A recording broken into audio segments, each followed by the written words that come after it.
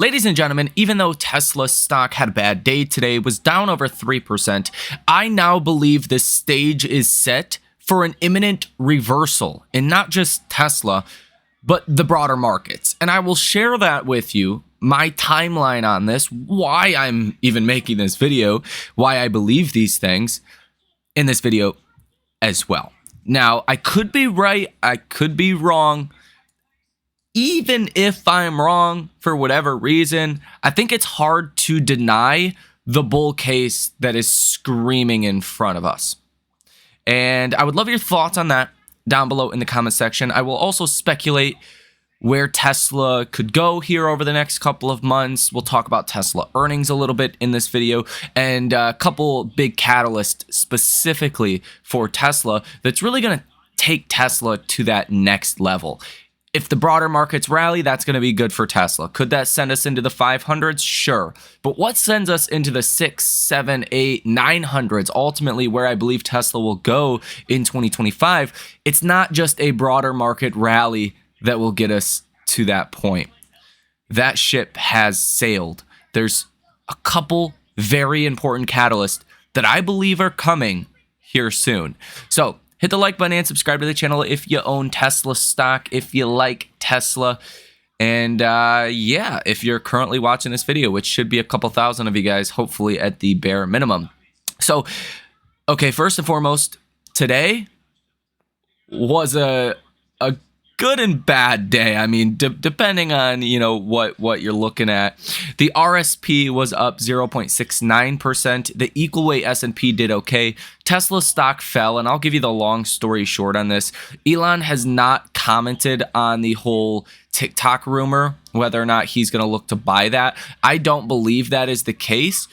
I don't believe Elon even has the capacity himself to buy TikTok, not if $100 billion valuation is the true valuation that is assigned to that company, especially when you consider Elon Musk has his compensation packages kind of in limbo right now in court litigation. Ultimately, his packages will be approved. I think it's highly unlikely that his packages get rejected and he just doesn't get paid. I mean, how un-American does that sound? Especially with Trump coming into office, like Elon's going to get paid.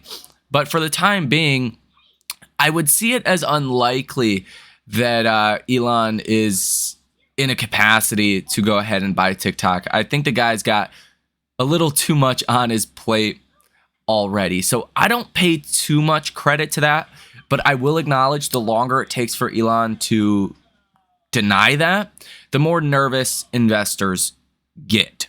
Now, on the other hand, there was news late last night that Tesla is now for the first time offering inventory discounts on new Teslas, not just Cybertrucks, not just used Cybertrucks, but demo Cybertrucks and brand new Cybertrucks. Some people say that's a bad sign, but I kind of look at it more basic. We have the Model S, the X, the 3, the Y, and the Cybertruck now. Okay. The Model S and X sell like 20 to 30,000 units a quarter. The Model 3 and the Model Y do over like 400, right? 380 plus thousand every quarter. Well, why does the Model 3 and the Model Y sell over 10 times as many vehicles as the Model S or the Model X? That's because the price point. Okay, so Tesla right now, I think they're just trying to sell through some of the Cyber Beast, the all-wheel drives that they are still producing as they get ready to launch the cheaper Cybertruck. That's going to be the one that gets, a majority of the demand. I mean, if you want to buy a Cybertruck at the all-wheel drive or Cyber Beast, you're looking at around $1,800 a month for the payment last I checked. It's not cheap. So that $65,000 lower priced Cybertruck, that's where most of the demand is going to be for the Cybertruck. Probably 90% of the demand for Cybertruck is in the lower priced model. So I just see it as kind of, we're at that point where Tesla's trying to pivot now into making the cheaper Teslas and to get rid of the Teslas that they have built for the Cybertruck and the all-wheel drive. So Long story short, today's drop on Tesla, not a big deal. I don't care about this at all, especially considering Tesla went up 8% yesterday. You shouldn't worry about this at all. Some could say this is just a consolidation of what, the gain we seen yesterday. I think there's a little bit more of there than just that simplistic view. But as long as Elon does not confirm that he's looking to buy TikTok, I think we're fine. Now, if he does that, Tesla could fall 50% because Elon would have to sell a lot of Tesla stock to fund the purchase of TikTok. Again, not a big worry that I have, but still something to kind of watch. And now what's interesting about today is we had a couple really positive things happen. First and foremost, Fed Waller. I shared these remarks in the last video, so I don't want to, kind of go over all of them. I'll just share with you the important ones. Fed Waller says he does not think a March cut is ruled out, so we could potentially get a March cut, interest rate cut. Fed Waller says 3 or 4 cuts could be possible this year if the data cooperates. He says the labor market's solid but not booming, and he says he does not think tariffs will have a significant impact on inflation. Now, I think Fed Waller, after these comments today, he is really setting himself up for a shot at Jerome Powell's job. Okay, that is... Oh, and it looks like finally my 75 tabs have crashed Google Chrome. And we're back. Again, as I was saying, I think it's really becoming obvious Fed Waller is gunning for Jerome Powell's job in about 18 months, really going dovish here recently. Fed Waller says it looks like inflation is getting back to trend, and if numbers continue like the CPI report that we seen yesterday, Fed Waller says it is reasonable to think rate cuts could come in the first half of 2025. So very bullish commentary. Now, we had a big event today. It was Scott Bessent, the confirmation hearing for Treasury Secretary, one of the most important jobs in government. Here are the highlights. Bessent said Trump policies won't cause inflation.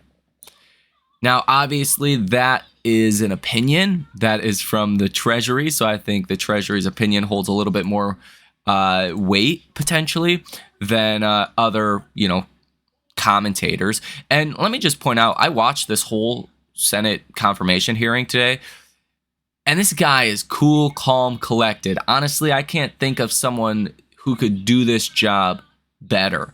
Like, this guy doesn't fold under pressure. One of them said he looks like he has a heart rate of 40 beats a minute because he's just so cool, calm, collected.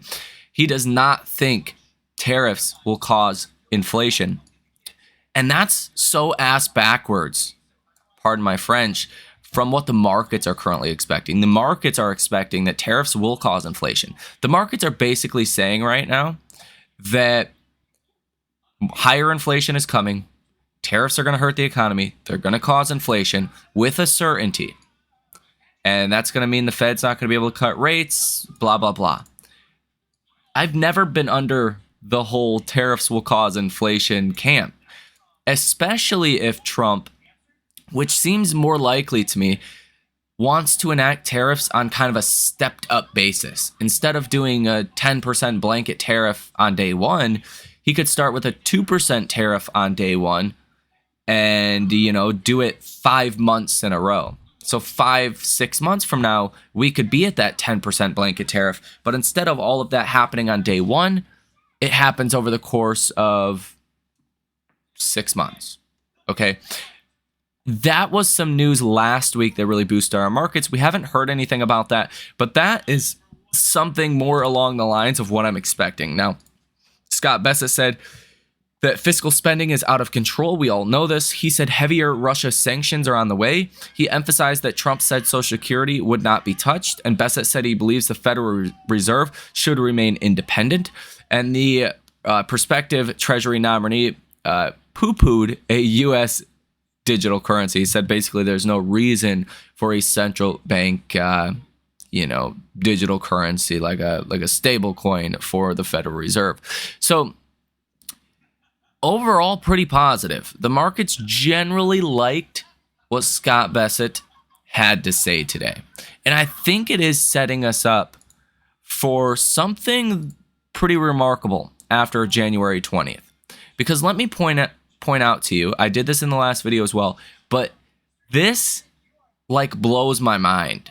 And if it doesn't blow your mind, then I don't know where you've been at in the markets, if you just started investing or what. But yesterday we hit a 1-year bearish high for sentiment on our markets. This is looking at the AI Investor Sentiment Survey. I mean, this thing's been going on since the 60s. So it's one of the most, well looked at, well respected stock market sentiment surveys. It asks one question and was one question only. What direction do AAII members feel the stock market will be in the next 6 months? What direction? Well, we're at a 1-year bearish high. Mind you, we had a 7% correction and a 10% correction within the last 12 months. The 10% correction was the yen carry trade blowup, and we had a 7% correction in April of 2024. We are far more bearish now than we were at any of those, other instances. Okay, bullish investors is less than half of your 1-year bullish high, which was on July 17th at 52.7%. Today, you're at 25.4%. Only 25% of investors believe the stock market will be higher 12 months, 6 months from now? Are you kidding me? I mean, I don't know if there's a better indicator out there to tell you to buy the dip. I mean, like, what I'm saying in this video is really not rocket science. People are so bearish that as long as, everything's not collapsing, you got room for a rally. I think things are going to be better than expected. I think inflation is going to continue to come down, probably month by month over the next couple of months, especially in the second half of 2025. I don't think tariffs are going to be as aggressive as expected. And I do think we will be getting news shortly after January 20th, if not on January 20th, that we may not get broad-based tariffs at all. It may just be certain industries that get tariffed, which really throws out the window the whole tariffs are going to cause inflation thing. Now, you also have 34% of investors that are neutral. That is almost a 1-year high, though that 1-year high was on May 15th of 2024. And again, bearish investors at 40.6%. Like, you're almost double. There's almost twice as many bears right now than bulls. That doesn't happen too often. Okay? And really, you couldn't convince me otherwise that the markets are going higher based on that alone. That's all you really need to know. Now, with Tesla specifically, there's some things that could really send Tesla higher. If we look at the percent of stocks trading above their 50-day moving average at 38%, 62% of stocks are currently in an active decline. That, again, supports the whole markets are too bearish argument. CNN Fear and Greed Index in the bottom quartile here at 29. Again, supports the whole markets are probably too bearish argument. We just got through pretty much all of your major bank earnings. They were all fantastic. Like, there really wasn't any bank that was like bad. Okay, which is normally a good sign. If the banks have good earnings, then everything else probably is going to be okay. And I would argue at this point, we don't even need like great earnings. We just need okay earnings. Now, if we get great earnings, then yeah, I think that's obviously going to be very positive. But the broader market catalyst is January 20th. I firmly believe that we are going to see a rally after January 20th. We are, in fact, selling the rumors. We're selling the rumors, tariff rumors, inflation rumors, Fed cutting rumors, or not cutting rumors, raising rate rumors.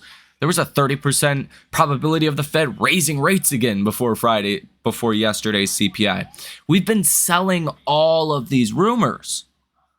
You know what's gonna happen, right? You know what happens when you sell the rumor? You buy the news, okay? The news is January 20th. Apparently, there's 100 executive orders going into effect on January 20th, so pick your catalyst. There's going to be plenty of them. The big ones for markets is obviously tariffs. That's really what the markets are going to focus on. And I would put a substantial amount of money on we're not going to get huge tariffs, broad-based, day one. As long as we don't get a 10%, 15, 20%, and even 10%, I think we could live with that all at once. But as long as it's not like 20, 25% tariff, boom, just slap you in the face, broad-based on everyone, on everywhere, then I think we'll be okay. Now, obviously, tariffs are the big issue, and I don't think it's something that should be nearly as feared as they have been. So I think after January 20th, that's when the party gets going again for markets. Again, consider how bearish markets are. Question is, how high do we rally? How good is it? Trump has the power as far as tariffs to kind of decide that. Now, for Tesla, the reason I'm really bullish on Tesla, I'm bullish on the rest of the markets. That instinctively makes me even more bullish on Tesla, right? Tesla's going to outperform in a good market, and it's going to underperform in a bad market. So if markets rally, Tesla's going to rally even more. But Tesla has earnings coming up. And there's a couple of key catalysts that I don't think we're going to be disappointed on. Elon Musk already made it very clear that Optimus is going to start rolling out in Tesla factories this year. Elon made it very clear that full self-driving is still on course to launch the robotaxi network this year. Those are big catalysts, but also the lower priced Tesla. Some people are starting to question whether that is still a plan for this year or not. I think it is. As long as it is, and we get reconfirmation of that, perhaps even in a specific date in which that vehicle is going to launch in this upcoming earnings would be possible, then that's going to be a huge catalyst for Tesla, because then you're getting back to more volume growth, hopefully, better margins, and ultimately 20-30% delivery growth, as Elon Musk guided for in the last earnings, becomes not just talk, but a little bit easier to actually obtain. So robotaxis, continuing guidance for 2025, which you could actually get some better than expected guidance on that front. My personal opinion. We'll talk about that a little bit more once we get down to earnings themselves. And as long as we get that lower price Tesla that gets launched, those are the two big catalysts. Everything else, if it's better than expected, great. That's going to help build on the bull thesis. But those two things, which I believe will be confirmed on Tesla's upcoming earnings, are the big catalysts to send us higher. I would also like to point out Tesla stock fell from the 480s down to the 370s. You've already had that kind of pre-earnings correction. Well, you could actually call it a crash because you fell like 23%. So you've already seen that. And I don't think, you're in a bad position heading into Tesla earnings. I think you kind of got some of the paper handers out of Tesla, and you're sitting pretty good heading into Tesla earnings. So these are just, my thoughts. I'm bullish on Tesla, bullish on markets. And honestly, I don't see a bear case at this point for the broader markets. If you wanted a bear case on Tesla, you would say Elon's going to kind of kick the can down the road. For robotaxi, he's not going to comment much, and he's not going to say anything about the newer Tesla, the lower price Tesla that's supposed to be coming out here in the next quarter or two. If that happens, then I could see some disappointment after Tesla's earnings. But, I don't think delaying either one of those things is really the plan at this point for Tesla. Could I be wrong? Obviously, but just my opinion. If we take a look at the option activity today, even though Tesla stock was down more than 3%, you had 213 different trades totaling $327.73 million with a positive order value of 72%. So it was actually very positive. in the options market today for Tesla. And even yesterday, you had an 88% positive order value. The stock was up 8%, so big shocker there. And that's generally a good sign for what's coming next for Tesla. So let me know what you guys think about this down below in the comment section. Again, Tesla earnings are good. That's going to send us well into the 500s, maybe even the 600s, especially if markets start to focus on the deregulation, tax cuts, right? The positive Trump factors. Maybe inflation continues to surprise the downside and the Fed's able to cut rates. Maybe Trump bullies the Fed into cutting rates and it doesn't cause inflation. I mean, there's a lot of possible avenues here for markets to take, but it's hard to see it getting much worse from here unless the economy gets worse itself. I mean, I don't think inflation's going up again. Not in any kind of large way, that is. So let me know what you guys think. These are just kind of things that I'm thinking about right now and why I'm buying the dip as much as I am. So thank you for watching. Enjoy the rest of your day, and I will see you in the next one.